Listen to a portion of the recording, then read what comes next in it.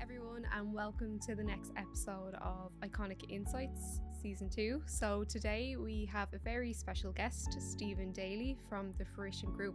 So Stephen is here to discuss his role as a recruiter in the industry for over 22 years, and he's also here to give our contractor clients some insight into the recruitment market itself. Hi everyone, and welcome to the next episode of Iconic Insights. So today I am joined by my co-host Sean and the director of the Fruition Group, Stephen, as our guest. Hello there. Hi. How are you? Thank you so much for joining us. No problem. Lovely to be here. Thanks for the invite. Not at all. Not at all. We've been, I suppose this has been in the works for some time now, hasn't it? Yeah, it's We'd been, highlighted you a while ago. Yeah, you'd asked a little while ago, and obviously we had a little bit of stuff going on with the rebrand and stuff like that, so it probably made sense to couple it all in together. So delighted to be here. Yeah, Brilliant. Thanks, Brilliant. Thank you again, Stephen, for taking the time. How we typically start our podcast is with quick fire questions. Okay, lovely. So no pressure. Are you a coffee or tea in the morning? I'm sometimes neither, but if I have to pick one, I'll go coffee. Okay. Coffee at lunchtime. Coffee at lunchtime is your go-to? Yeah. Okay. What was your first job title? Well, if we're talking part-time, I started out as a lounge boy, and my first job title was door-to-door sales. That's where I started out at 18. If you can sell door to door, you can sell anywhere. Well, I tell you, if you get enough doors slammed in your face, it's hard to offend you after a while, you know. Resilience. So, Resilience, they call it. absolutely, Fair play to you, Stephen. Are you Android or iPhone? iPhone. Without hesitation. Absolutely. Yeah. Yeah. Without question. Do you have any pets? I don't, but I have always had pets. So just unfortunately where we're at the moment in terms of we've been rebuilding a house and it doesn't really suit having a dog, but we will have a dog once we're ready. So black lab already, it's already this is defined. This isn't what will we get. There's a black lab coming. You're waiting for the day. Yeah, absolutely. Fair play. What's your favourite hobby outside of work, Stephen? Little bit of I suppose I've nearly become a semi-professional DIYer at this stage with the amount of work I've had to do on the house, as well as having professionals in there. But football is like I played football for years. I still play a bit of Astro, and big Liverpool fan. So yeah, that's probably my go-to. Excellent. And if you could live anywhere in the world, where would it be? Ibiza. Yeah. Nice. Yeah. Nice. Yeah, We'll have to chat about that. Yeah, I'm just back. I was there for 8 days there over Paddy's week, and yeah, I just love it. Just love it now. It's been 6 or 7 times. My wife's been probably 10 or 11 times. Excellent. Yeah, just trying to figure out how we open the Ibiza Fruition office. That's the next plan. So working on the grand scheme. Yeah, keep me posted on that one. Yeah. Definitely. Name one thing you can't live without. A car. Yeah. Yeah, absolutely. My dad was in the car game, so I grew up from that height with them, and just taught me to drive at 12 or 13 out on the country roads of Offaly, and haven't looked back. Yeah. I've had a car literally as soon as I could get a license. I had a license. I drive anywhere. I go on driving trips like literally once a year with my friends. We go off somewhere in Europe and do a driving trip for 4 or 5 days. Like it's I'd be lost without it. Brilliant. Best advice you've ever received? This isn't quick fire. This one I have to think about. I've received some really good advice over the years. I suppose because my dad was in the car game, I suppose he gave me a real insight into sales, and he just said to me, listen, if you have a natural instinct for something, follow that. You know, even if it leads you in different directions, follow it, because you probably won't go wrong. And I suppose I probably did, you know. Yeah, you've lived by that. Yeah, I have. Yeah. And it's not seen me wrong so far. No, so, great advice. Great advice, to be fair. This probably leads into the next question. If you weren't in your current job, what would you be doing? I presume it wouldn't be door to door again. No, listen, who knows what the world throws at you. I'd do it if I had to. I suppose if you're asking what would be my ideal job, you know, I was only talking to somebody about this morning. I'd actually still love to be in recruitment, but I'd like to be doing the recruitment of Liverpool's next bunch of players. Okay. But I've always wondered, like I've always thought that'd be an amazing sort of crossover of your skills and your hobby. Yeah.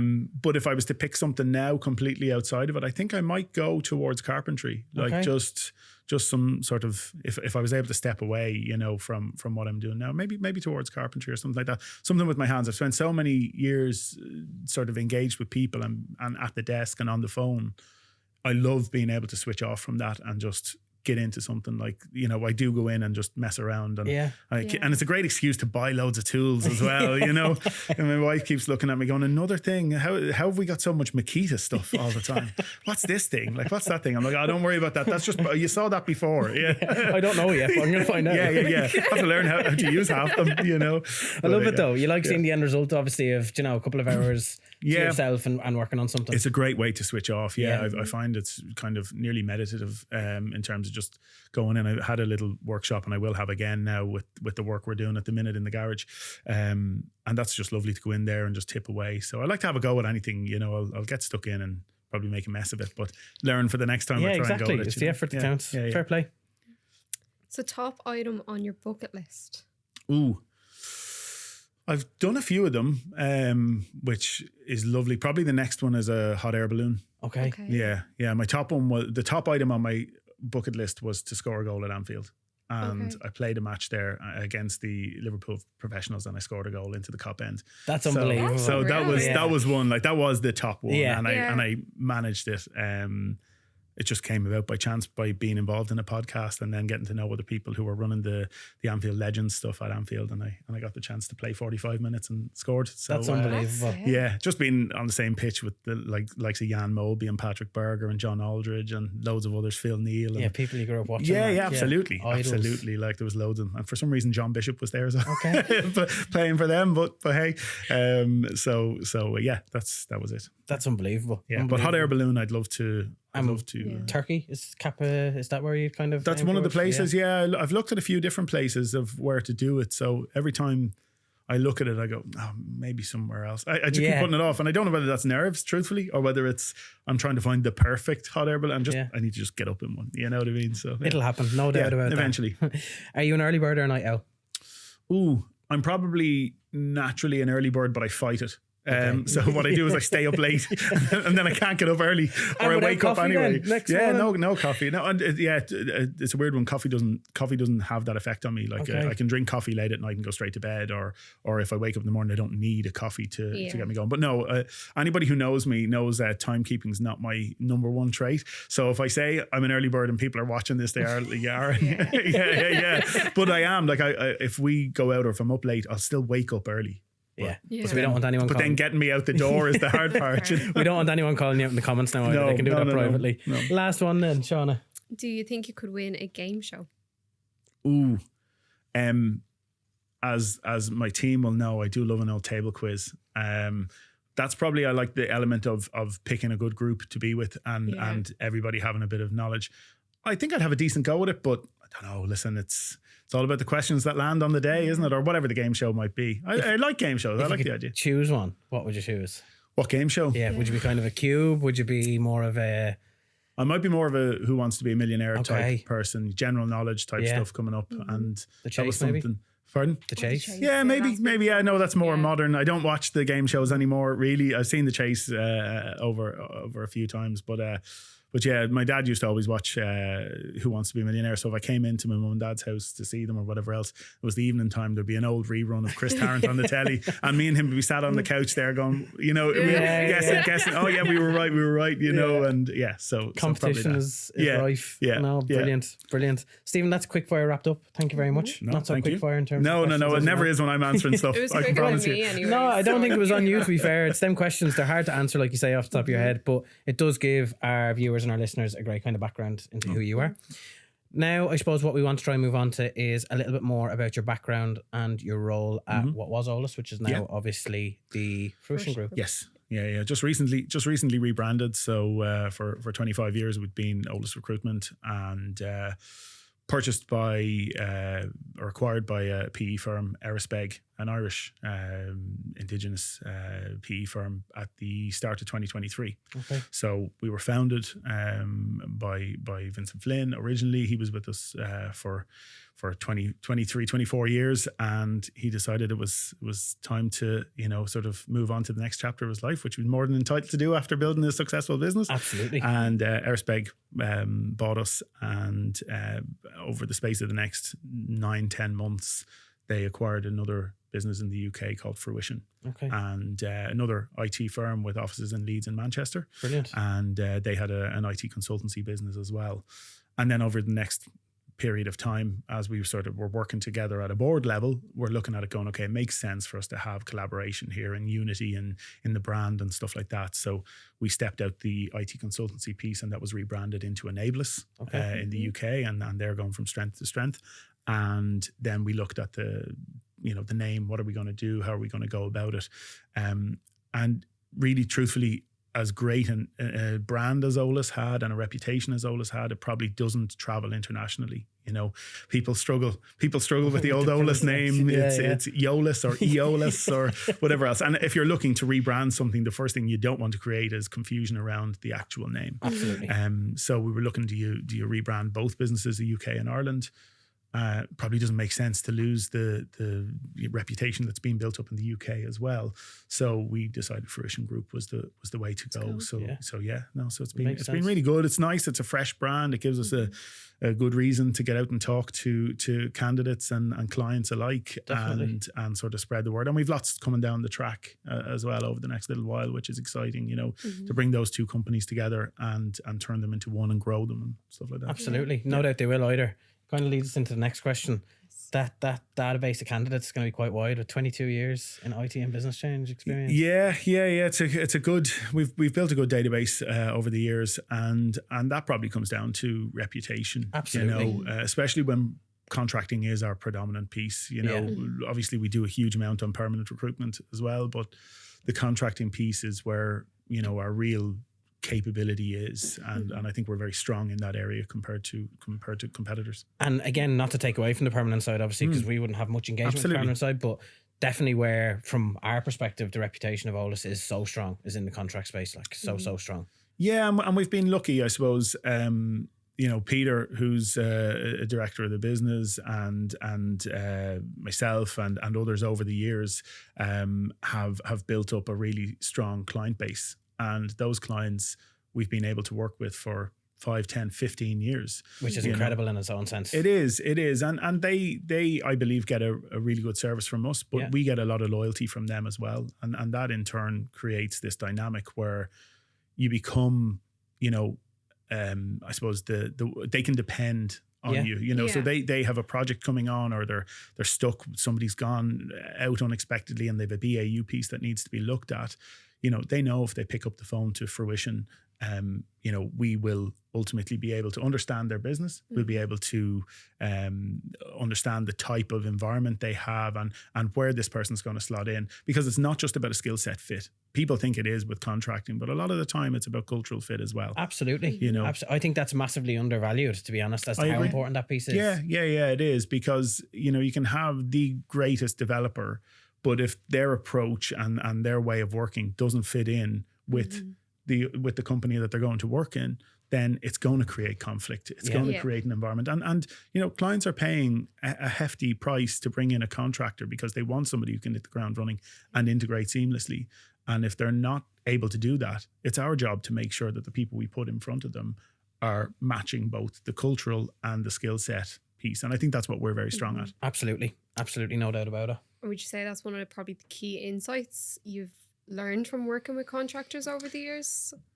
It's definitely one of them. Yeah, I think it's one of the things that's made us successful. Yeah. And I suppose being straight and honest as well. With both clients and contractors alike. I think it's really important to be down the middle and call it out if people are not being straight with you. Because I think you gain credibility both with contractors and with clients then. Yeah, I was just about to say, even if they don't necessarily like or agree with what you're hearing, they respect the fact that it's delivered, honestly and ultimately absolutely transparently in terms of what's actually available, what's possible, etc. Yeah, absolutely. Like in 23 years, not every one of my conversations with clients or contractors have been joyful and happy and friendly, you know. But I think if there's respect in the conversation, I think if you're able to build a respect with a candidate or with a client, you can have a tough conversation with them. And whether that's telling them that their business is not delivering what it should be, or it's not offering in the market what it should be, or if you're telling a contractor, listen, you're not doing your job at the moment, and you got to be able to call them out on that if they're working for you at the moment, and say, listen, what you're offering is not what you promised. It's not what our expectations are. It's not what the client's expectations are, and that needs to improve. And I think if you've built a rapport with them, you can have that conversation, and they'll appreciate the honesty, rather than just getting a call to say, listen, it's not working out. It's not working out. You're going to have to terminate. You know, 100%. Now, you can't always avoid that conversation because sometimes a project's budget can be pulled, or you know, circumstances have changed, and that's the life of a contractor, unfortunately. The nature of the beast. It is the nature of the beast, and we never like making those calls, but they're a part of the business, they're a part of the job. Absolutely. I think what you've just touched on there is probably going to ring true to an awful lot of people that are waiting for our contractor dilemma as well, in terms of the importance of what the contractor contributes. But we'll touch on that a little bit later. I don't want to go into that too much. Do you want to give us a little bit of background, Stephen, as to how you actually got into recruitment? What did that journey look like? Because like all recruiters, I think when I was 6 or 7, I thought that's what I want to do in life, and just aimed towards it. No, it was one of those ones, and I hear this story. I ask people when they're coming in to interview with us. I ask other recruiters when I'm talking to them at events, you know, how did you get into this? And we mostly went in for a different type of job into a recruitment agency. Somebody in that agency spotted something in us where they said there's a salesperson in there, and that's how it came about. So I was going to a sort of a recruitment agency, a sales recruitment agency, at the age of 20 to find my next job, because the company I was working for at the time were pulling out of Ireland, and or had pulled out of Ireland, and he said to me, go down and chat to these guys down in Bray. And I was thinking, Jesus, this is so far back. The M50 didn't go to Bray at that time, right? So it's not today or yesterday. So I went down and I met Vince, and that was 2002, and went into him for a half an hour interview, and 4 hours later had spent time with him, and all the team had been up to I just fell into it. And he said to me, listen, we'd like to bring you on board. Do you want to come on board? And I said, yeah, there and then accepted the job. No second round. No second round, no nothing. Just literally in the office, offered the job, took the job, and been there ever since. So, you know, so many recruiters fall into it by going to do an interview for another type of sales job, and somebody, and we've done it in the past. We've spotted people, you know, even when we're out, you know, over the years, we've been places and gone, they could make a good recon, you know.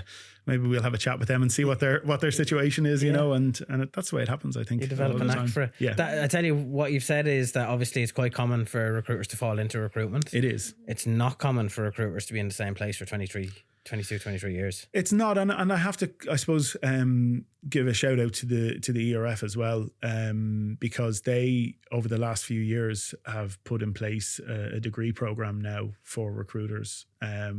So it is now being seen, and there's a change of industry. Brilliant. Or there's a change in the industry, should I say, for how people see recruitment from the outside, and how recruiters see their own career. You know, people used to come into recruitment, do it for 12 or 18 months and be gone again. There was so much of people dropping into the industry and getting back out again. It was seen as, you know, kind of a wily sales environment, and you get in, cut your teeth, and you either made it or you were gone. I think that's changing. I think it's a more mature environment now. It's a more mature industry than it ever was before. And that in turn is now allowing younger people to see it as an option from college. You know, they're looking at it going, they may have done a different course, or maybe they haven't gone to college and they get a job in an agency, but have the opportunity to go and do their degree in that now, thanks to the ERF, and they're looking to now put a master's program.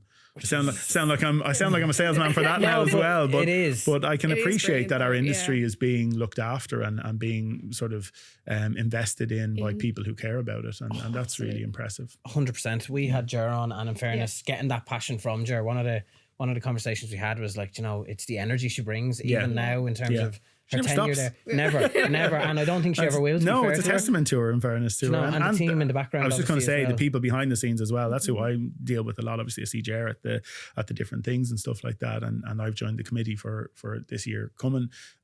So that'll probably involve a bit more sort of getting involved in it. But like, you know, the team behind her as well are Incredible. And to be fair, she never fails to acknowledge them and appreciate them.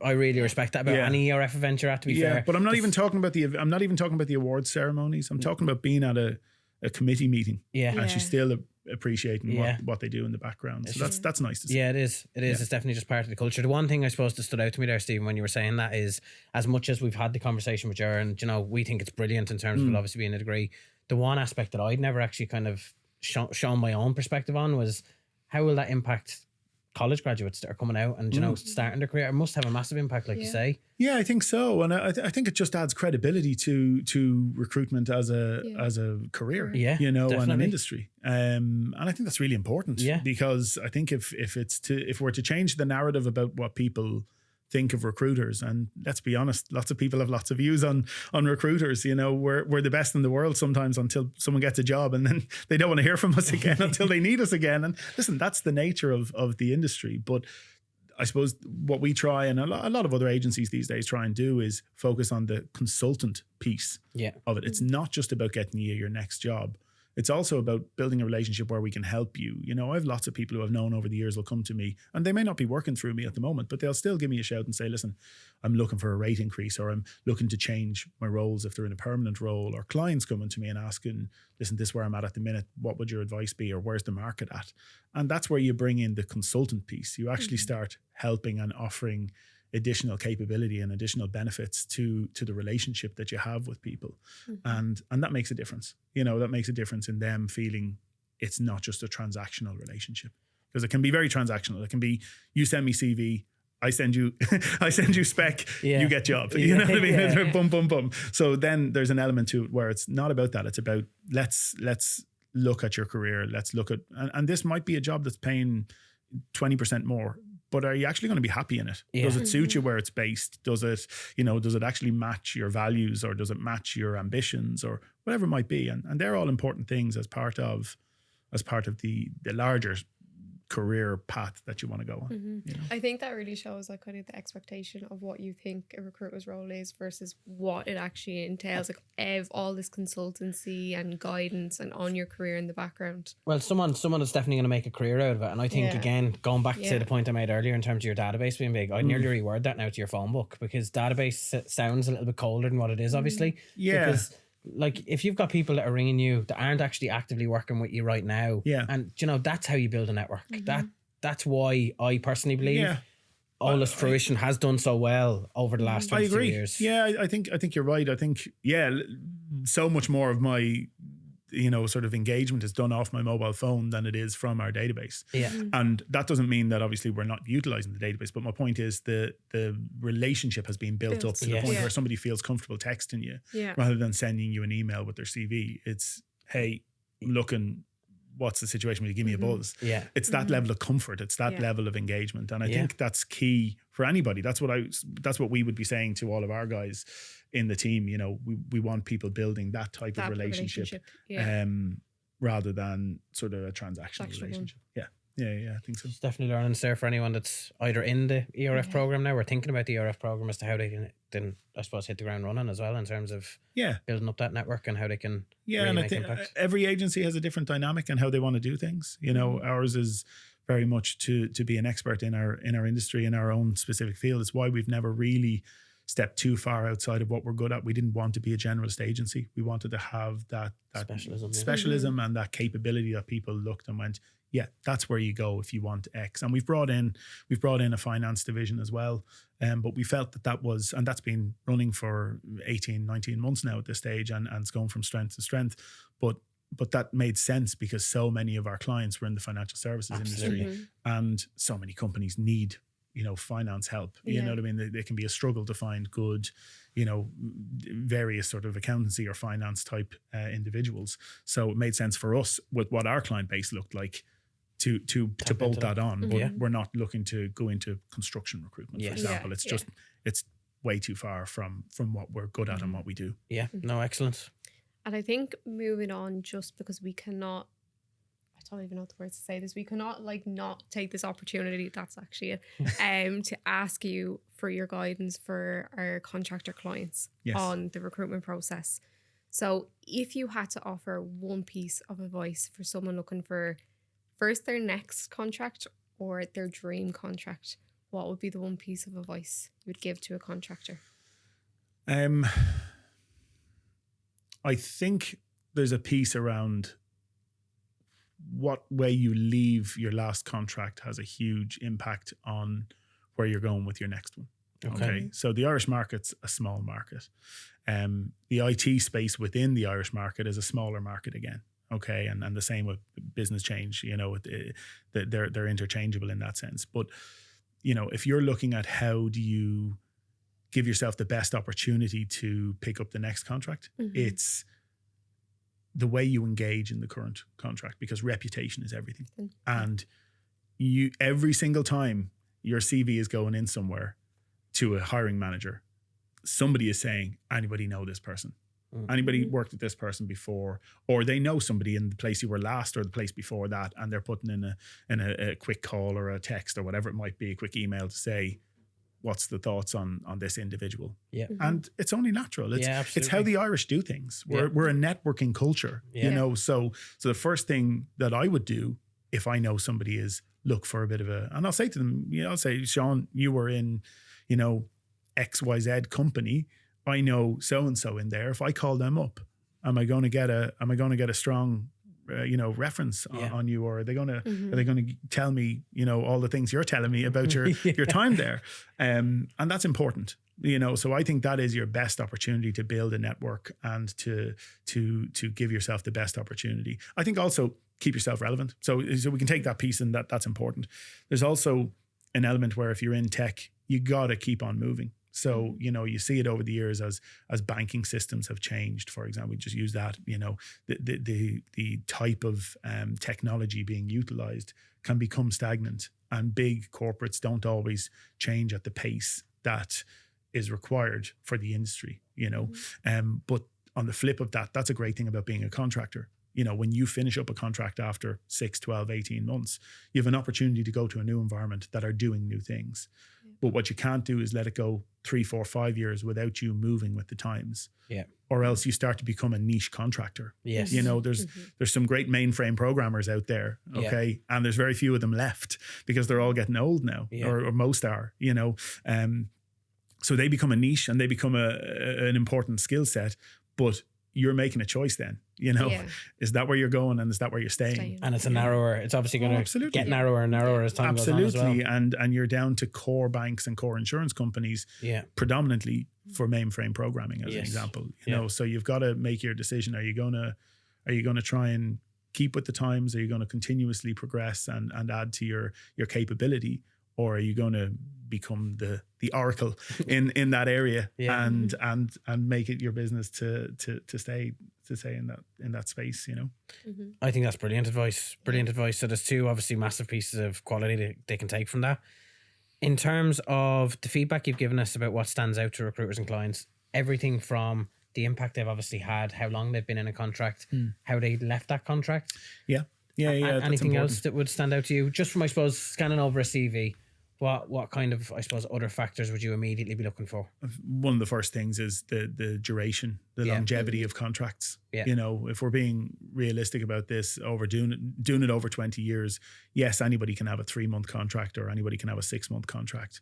But if every one of those contracts is 3 months, 6 months, 3 months, 6 months, 2-month gap, 3 months, you're starting to read a story there. Yeah. And it can't always be about the client or a project that lost budget or whatever it might be. So I think there's a benefit from a contractor's perspective.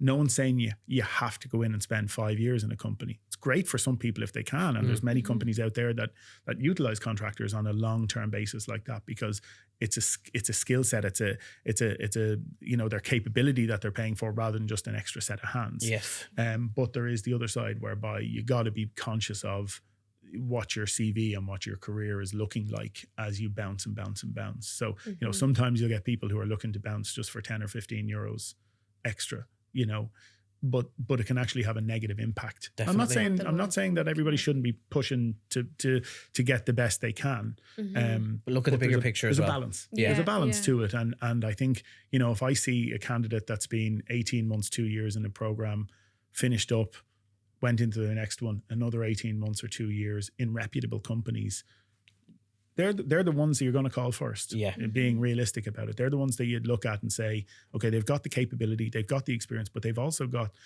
you know, the last thing a client wants is they bring in a contractor, they've got a piece of work that needs to be done over the next 12 or 18 months, but their POs are only drawn up on a 6 monthly basis, maybe because that's how finance do it.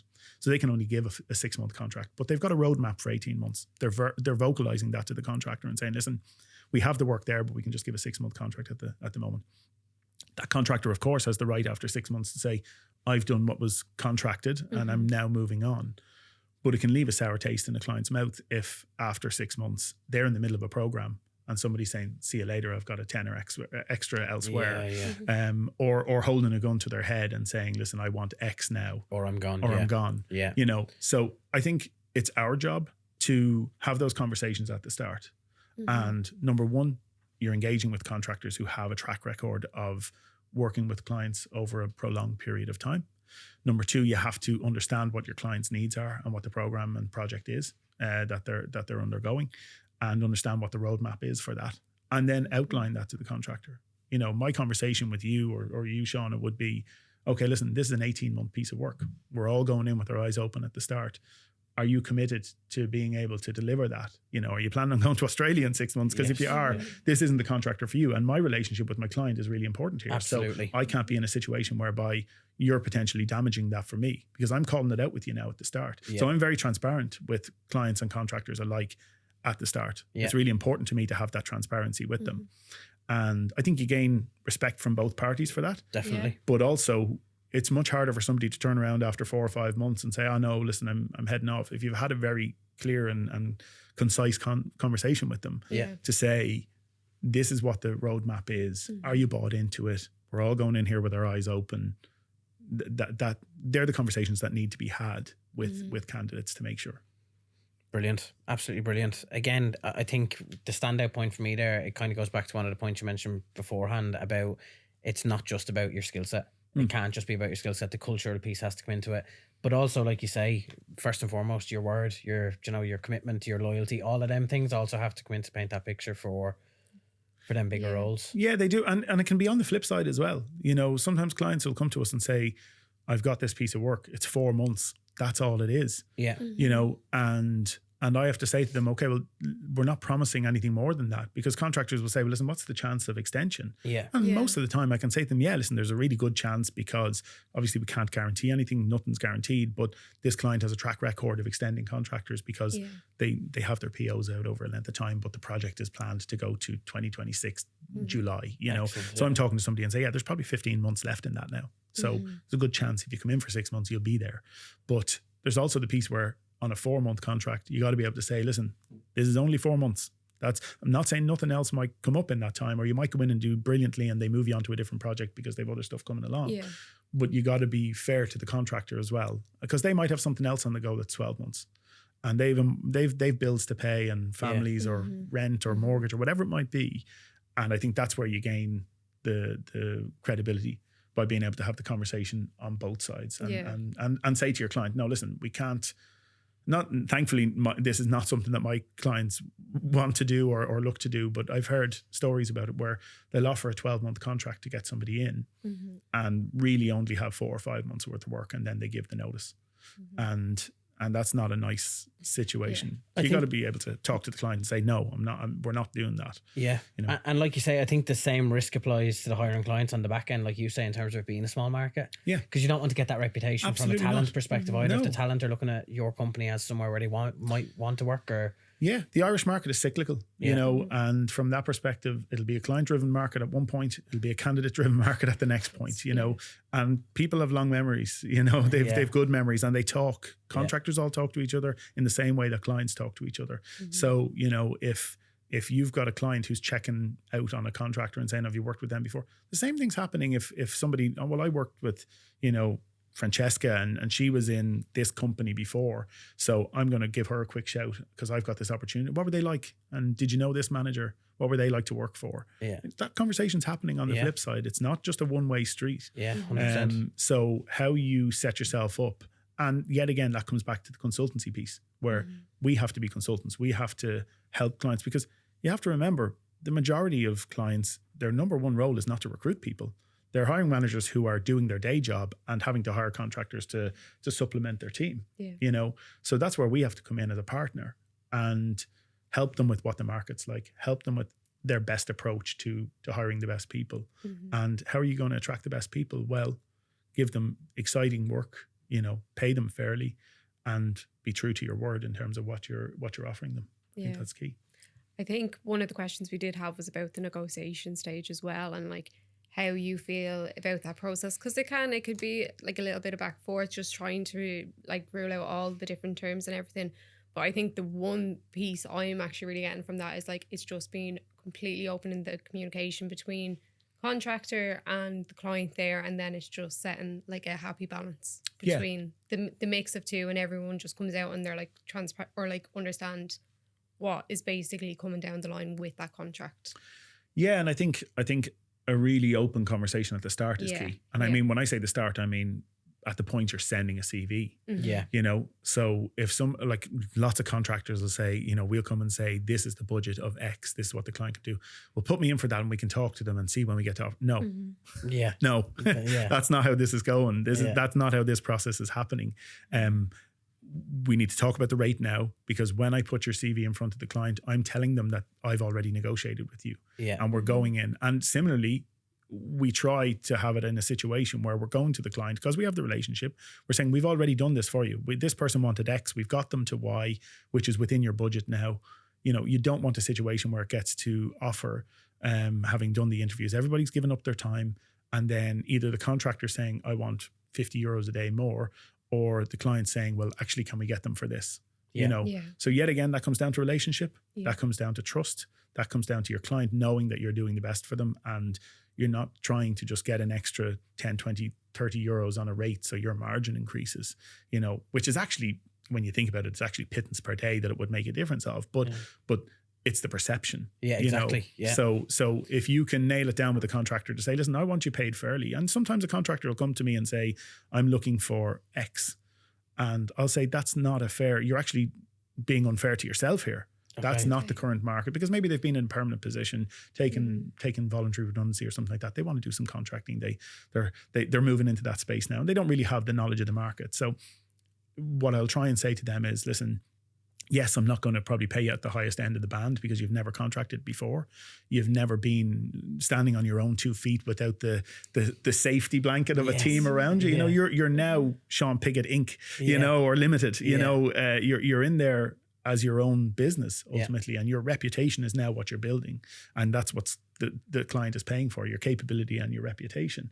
But similarly, they need to be given a fair rate to start with, because contractors, if they feel hard done by, or if they feel that you have maybe put them in at a rate that's far below everybody else in their team and they're doing the same job, they have a right to feel a grievance towards that. It's about finding that balance and getting the client and the contractor to understand that negotiation happens early. Everybody understands what the price is, and then we move on from there around capability and fit. That probably does lead us on to the next question, though, Stephen, all jokes aside. And that is, I suppose, today's podcast is a Recruiter's Day, a Recruiter Day special. So what does your role... I'm sorry. No, go ahead. Okay. You've kind of answered it, I think, in a roundabout way. Right. But what does your role as a recruiter mean to you? Because, again, I think on the next piece we're going to get into, just to give you a little bit of insight into the next question. Yeah. Because I think you're very well capable of, you can handle a couple at one time. But what I think you've touched on it, obviously, in terms of the perception of a recruiter, sometimes can be either way, depending on where you are and what you need them for. Yeah. From what you've explained in terms of how you personally do things, and obviously how the team of Fruition Group do things, it's so much more 360.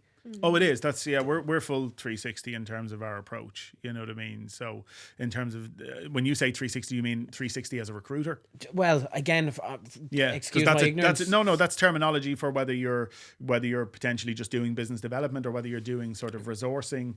That can be a 180, or if you do the full life cycle of recruitment, it's classified as a 360 recruiter. What's 360 plus 360 in terms of 720? What I'm thinking is, as well as obviously you're doing the full actual 360 recruitment, yes, you're also doing the full 360 in terms of you're an extension of your client's business because you understand it so well through the relationship and the rapport. Yeah. Your network is constantly in your kind of loop or in your thoughts, even if they're not currently working for you. Yeah. So there's an aspect of being 360 in the office and also being 360 kind of outside of your office. Yeah. Does that make sense? Yeah, it does absolutely. And you just asked me what do I enjoy about being the role and being a recruiter. I suppose you start out and it's all about doing the deals. Let's be honest, right? You start out, you're a salesperson. It's about doing the deals. It's about seeing some commission. Being honest, I was a kid. I was 20 starting out. I wanted to make some money. But as you develop the client relationship, there's still the competitive nature there. Okay, I want to beat my competition, right? I want. That never goes away. Never goes away, and it shouldn't. And if it does, then probably it's time to hang up Absolutely. the boots.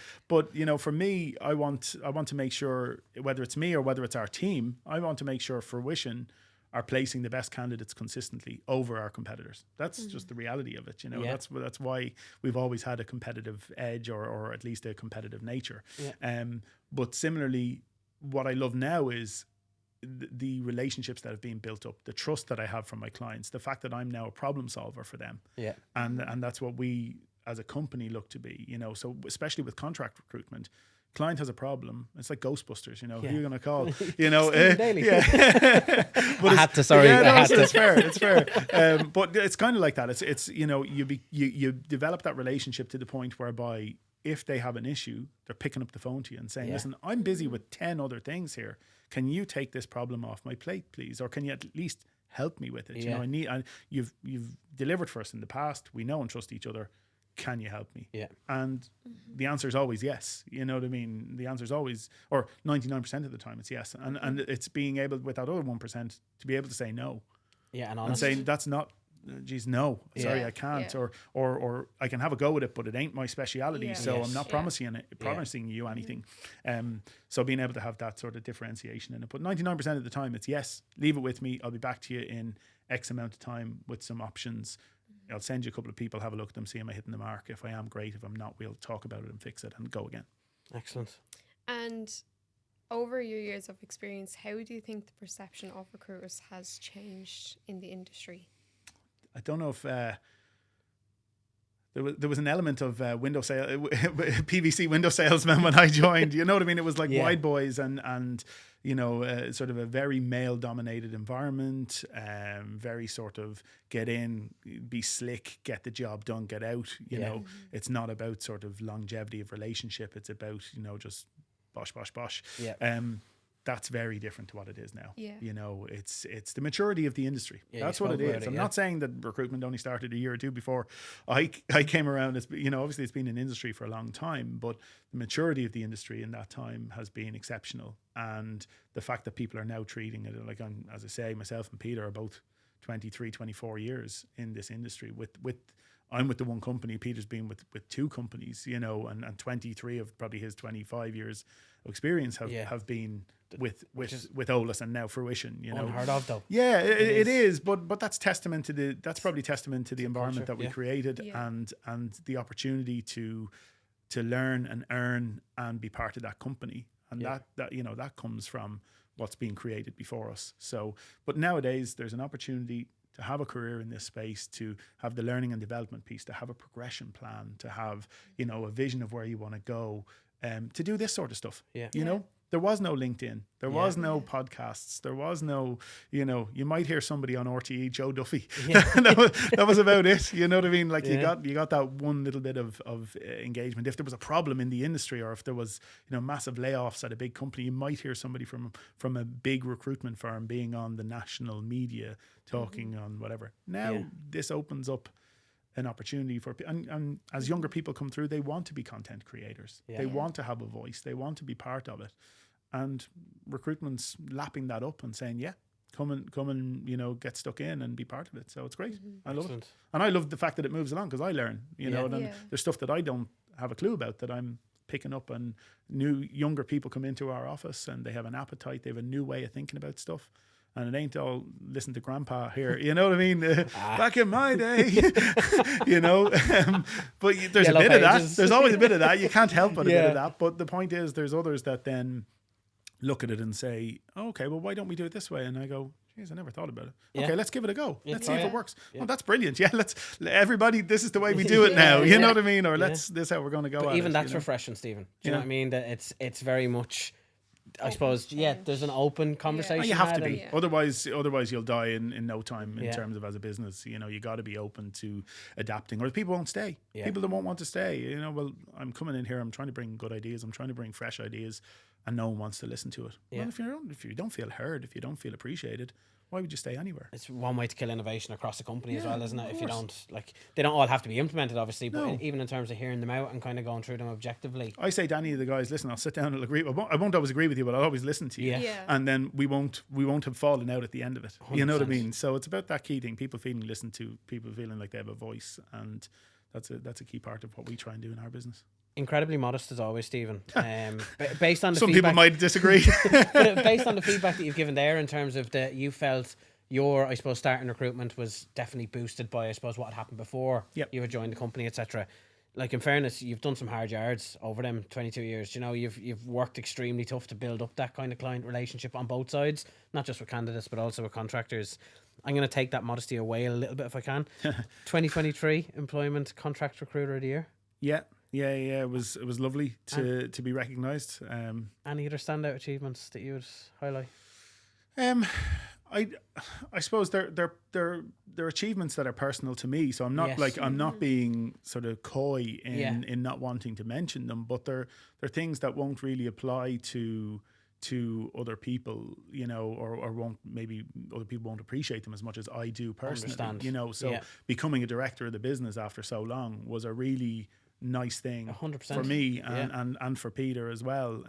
Acknowledgement, all of that kind Yeah, of thing as well. In terms just of, feeling invested in the business Yeah. and part of it, and that was really nice. There's been other achievements, in terms of 12 or 18 months chasing down a client, and you eventually get on the MSA or you get on the PSL, and then you start delivering for them and showing them that you were actually able to do what you said you'd do. Yeah.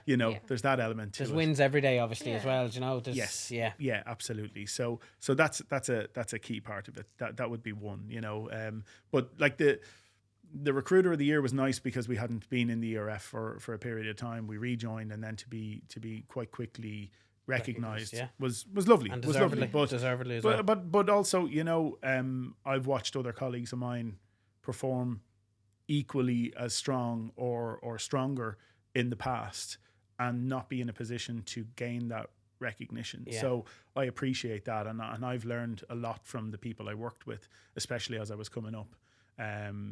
People who had more experience in the organization and in the industry than me, and I've taken so much from them in my company that's allowed me to get to where I am now. So I never forget that, who gave me a job, who taught me the basics, and who was able to give me a kick in the arse when it was needed. And it was needed on occasion. It was needed on occasion, I can tell you that. So Are you big into celebrating the small wins from a team perspective now, obviously, as a director of the business? Would you? getting better at it. Yeah. Getting better at it is probably how I would describe it. So in the past, we probably had just get on with it, keep going, next. Yeah. And sometimes you forgot to take a beat and say, Yeah. geez, that's really good. We've done really well there. Yeah. Or you've done really well there. Well done. I think that's working in tech. It moves so quickly, It obviously. does. you know, It does. And sometimes you think, you kind of forget it's not all about the deal. Yeah. Sometimes it's about the person who did all the work and didn't get the deal over the line, and letting them know you saw that. Yeah. And you did all the work. You got somebody the final round interview, and they just got counter offered. There's nothing more that person could have done, or sometimes you get something terrible has happened that the person just can't start the job or whatever it might be. That person the person in your team has still done all the work required, did a great job on getting a candidate an offer. It just hasn't gone through, so there's no commercial recognition. Yes. Yeah. But there has to be a human recognition Yeah. for the level of effort they've put in and what they've done. I love the way you put that, the commercial recognition versus human recognition, because they're equally important, like you say. Like obviously commercial keeps the lights on, but without the people being recognised, the effort doesn't go in to get them commercial deals over the line. You've no one to put the lights on. Yeah, exactly, 100%. if you don't have the human aspect. I really like that, Stephen. We are like, I think both of us could probably sit here for 3 hours and chat to you, but we're going to try. I'm a good man to do that as well. So where do you see the future of contracting and recruitment heading? Is there any predictions for you over the next couple of years? I think it will stay quite similar to what it is. I think there's a lot of fear around AI and where that goes and what that brings. But I think in the areas that we are, there'll always be a need for the humans in the room. Yeah. Right. So yes, AI can code, but there's an element whereby there's still, we talk about the human again. So you can talk about the tech and the human. There's still the human who truthfully needs to understand the nuances of the business or the emotional effect that a decision has. And I'm not saying AI won't get there. It might do over time. I don't know enough about AI to really be able to say where it's going and where it's not going.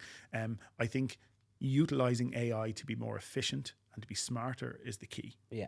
Not replacing people with AI. You know, and that will naturally happen. Same as, you know, factory lines or robotics on factory lines replaced people putting parts into X, Y, Z. But there's still an appreciation of handmade things in this day and age. You know, probably more of so, an appreciation because everything was handmade, then it wasn't, and then it comes back around to the point of, oh, it's handmade, so I'm going to charge double for it. Yeah. You know, there will be an element whereby, you know, the human aspect of involvement will be appreciated, I think, more. Yeah. Excellent. And what are your own professional plans over the next year? Obviously we've had the rebrand, so it's great. It's a freshness, and the plans are to really make sure we have a unified brand across Ireland, the UK, and the US now, which we've made inroads into with the UK business making inroads there. We all are the one business now, so it's really about building the business now. I think there's a real opportunity for growth, and that's something we're really strongly focused on here in Ireland. So the plan will be for us to expand our team over the next sort of coming months. We're literally going to be kicking it off, and we just need to get settled, as you can imagine, with all that's been sort of changing. You don't want to bring somebody into an environment where everything's changing in that moment, you know, and it's only little things. It's like changing of the signatures and the mailboxes and the this and the that and getting the message out to everybody. But that's not the ideal environment to bring somebody into. So that'll settle down over the coming weeks, and then we'll be ready to kick on with growth. Yeah. So I'm really looking forward to that in terms of building the team out and you know, helping the team that's there at the moment, because we have a great team. We really have a great team. The people that are there are such good people, and they're really good recruiters as well. So I love the fact that you can have really good recruiters and you don't want to be around them, and you can have really nice people who aren't great recruiters. And thankfully we have a great blend where the people are really enjoyable to spend time with, because we have to spend a lot of time together, and similarly they deliver for their clients, and that makes me proud of the fact that we build our reputation on that. Excellent. You know? I think we can't also leave the podcast without mentioning how people can get in touch with you in the future, because if contractors or clients want to reach out, we want to provide them with that information. So, of course, we'll tag the Fruition Group. Yes. Well, what would be the best way to reach out to you directly, Stephen? I think, listen, my new email address, I have to remember it. It's stephen.daly@fruitiongroup.ie. And I'm still leaving voicemails that are wrong. I'm still leaving voicemails that are the old brand. But that's 23 years of muscle memory. But so stephen.daly@fruitiongroup.ie or LinkedIn. Listen, you know, it's such a good tool in terms of just being able to connect, immediately see what I'm about, see what they're about, have a chat over message, get on the phone to each other then if there's a relevance to it. And hello@fruitiongroup.ie is if they want to drop a CV in or whatever, jobs at fruitiongroup.ie is also. Excellent. Exciting times ahead, no doubt. Yeah, looking forward to them. Plenty of work ahead. Lots of work. But listen, it's not something you haven't done before, to be fair, Stephen. No. So I'm very I suppose bullish that you and the team will deliver exactly what you set out to deliver over the next couple of months and years. We're going to wrap up, as we always do, with our contractor dilemma. We're going to let you go because we know how busy you are as well. We've already taken too much time from you. So, as a contractor, I know networking is key to securing future contracts, but I find it challenging to use it to find new opportunities. So, what are the best strategies to network and to obtain new contract work? I think that question I've kind of touched on, but I'll elaborate on it. I think delivery, a focus on. So if you're a current contractor and you're thinking about the next item down the line, what's my next gig going to be? The job you do now is the best reference you're going to get. It's the best showcase you can have for what you can provide in the future. So get to know the contractors. It's harder now. People are working remotely. People are working hybrid models, so they don't have the same cooler chat that used to be there or whatever it might be. But don't be afraid to engage with the team members that are there. Don't be afraid to build the relationships with managers, line managers, whatever, and let them see your delivery. Let them see what you're, and don't be afraid to point out what you've done as well. Make sure people know what you're delivering, because that is the best opportunity you have for your next gig. Because in Ireland, small market, reputation, it's going to be key to also listen. Build a relationship with some recruiters, build that relationship with some recruiters. You don't need 10 recruiters, but if you've got, I'm not saying you only need one either, because that recruiter won't always have all the roles in the market. So if you've got 2 or 3 companies that you learn to respect and build a relationship with, they will have a really good finger on the pulse in what's happening in the market at present. And then if you've got that along with the reputation you've built from what you've delivered over the last 2, 3, 4 contracts, I think that's your best. Even if you're not an extrovert, if you're not that person who's doing the dancing in the middle of the ring at the client night or the company night out, you don't need to be, because people respect professionalism, capability, and integrity. And the rest to look after itself. Yeah, absolutely. Stephen, thank you so much. Listen, thank you guys. I really appreciate the opportunity. Not at all. Thank you for taking the time. There's so much value there for contractors, potential contractors, but also for people that are either new to recruitment or looking to get involved in recruitment. So again, we can't thank you enough for taking the time out to join us. No, thank brilliant. you. Wishing you and the team at Fruition Group continued exciting success. times ahead. Yeah, looking forward to it. So We'll be cheering you on from the sidelines. we appreciate it. Thank you very Thanks much. again, Stephen. Cheers, guys. Guys, thanks again for watching our latest episode of the Iconic Insights podcast. As always, thanks to the team at Factory 44 for their support, and we look forward to catching up with you very, very soon.